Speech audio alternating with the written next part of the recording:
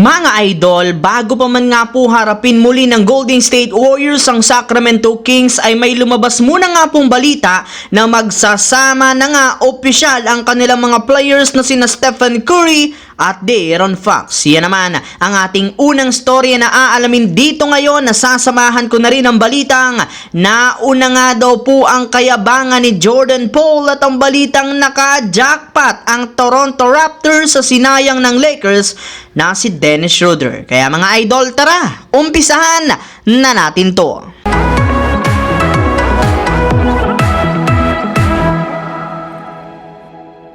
Pagkatapos nga po mga idol na matalo ang Golden State Warriors sa kanilang laro kontra sa Phoenix Suns, nakafocus na nga po agad sila sa kanilang susunod na game laban sa matindi-tinding kalaban nila na Sacramento Kings. Yes mga idol, ang tinalo nga nila last playoffs na Kings ang kanilang sunod na kakalabanin. Kaya magiging kaabang-abang na naman nga ito para sa kanilang mga fans. Pero bago pa man nga po mga idol kalabanin ng Warriors ang Kings sa August 28 ay may lumabas muna nga pong balita patungkol sa kanilang mga superstars na sina Stephen Curry at De'Aaron Fox. Ayon nga po dito, inaasahan na nga po na pipirma na sa wakas si De'Aaron Fox ng endorsement deal sa brand ng sapatos ni Stephen Curry na Under Armour. Kaya siya na nga po mga idol ang kauna-unahang player na pipirma at gagamit ng signature shoes ni Stephen Curry sa NBA na isang napakagandang balita rin naman kay Stephen Curry at sa kanyang mga fans.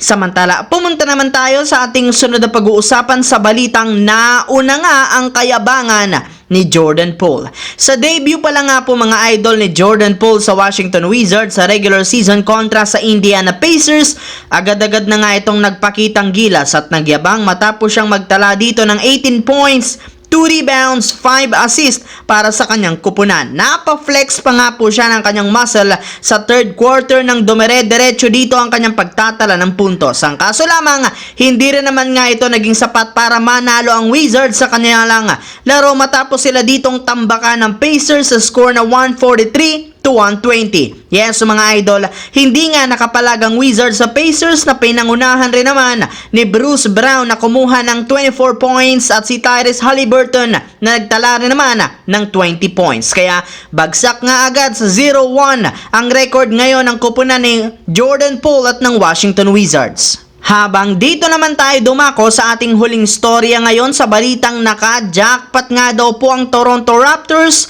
sa sinayang ng Lakers na si Dennis Schroeder. Sa unang game pa lang nga po mga idol ni Dennis Schroeder sa regular season bilang parte ng Toronto Raptors, agad na nga po niyang binuhat ang kanilang kupunan papunta sa panalo sa kanilang game kontra sa Minnesota Timberwolves sa score na 97 to 90. Bali, dito nga po nakapagtala agad siya ng 22 points, 3 rebounds, 7 assists sa loob ng 33 minutes na playing time. Kaya dyan pa lang, kitang-kita ninyo na sobra talagang naka-jackpot sa kanya ang Toronto Raptors, lalo pat meron na nga sila ngayong point guard na kayang gumawa ng magagandang play at mag-close ng kanilang laro. Ipinakita rin naman nga po ni Schroeder dito na sinayang talaga siya ng Lakers matapos silang mawala ng isang napakahalagang point guard.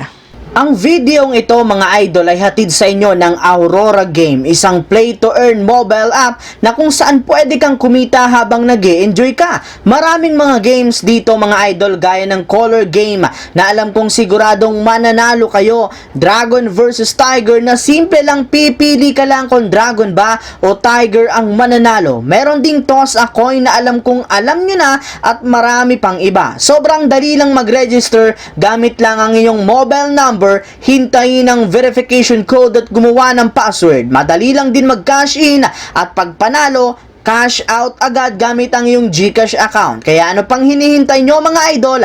Mag-download na at manalo. Nasa comment section ang link para makapagsimula na kayo. So yun lamang mga idol, ang ating bagong video ngayon dito na ating pinag-usapan. Once again, this is your J-Zone TV. Don't forget to subscribe at syempre pindutin ang notification bell sa akin channel para lagi kayo maging updated sa mga videos na pinapalabas ko. I-follow, bisitahin at i-like ang ating Facebook page, J-Zone TV. Thanks for watching mga idol. Hopefully, nag-enjoy kayo ngayong araw na ito.